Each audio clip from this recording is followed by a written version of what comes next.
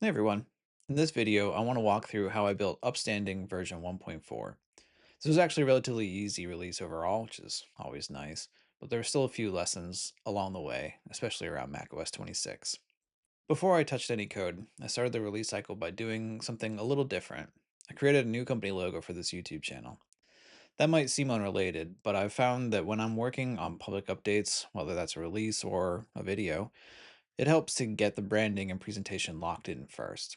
Once that was done, I felt good about moving on to the actual build work. The main feature in 1.4 is supporting macOS system sounds. Upstanding already had custom sounds, but I wanted users to be able to pick from the same alert sounds macOS uses everywhere else. Things like boop, breeze, sonar, so on. I used ChatGPT to help identify the full list of sounds and understand how they mapped internally. macOS actually uses stable, non localized identifiers under the hood, even though the names users see change depending on the OS version and language. Once I had that list, I updated the sound selection menu so it clearly separates sounds that ship with Upstanding and sounds that come from the Mac. That way, it's obvious where each sound comes from and the UI feels more intentional.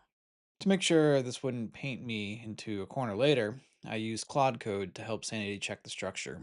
The goal was to make it easy to add other sound sources in the future, whether that's user imported sounds, packs, or something else, without rewriting the UI or selection logic. That part went pretty smoothly, and it felt good knowing that the feature won't need to be reworked later.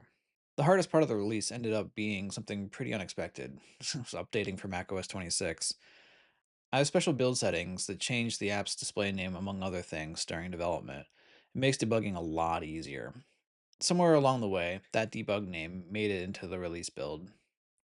I beta test every version of Upstanding for at least a week before submitting it, and I caught this literally right before I was about to push the build to the App Store. Fixing the name in Xcode was easy, but even after removing every override I could find, the wrong name was still showing up. After way too much frustration, it turned out the issue wasn't Xcode at all. macOS was caching the app name. A full system restart immediately fixed it. I still want to have the special build settings because they genuinely help during development, but I'll add them back later in a safer way.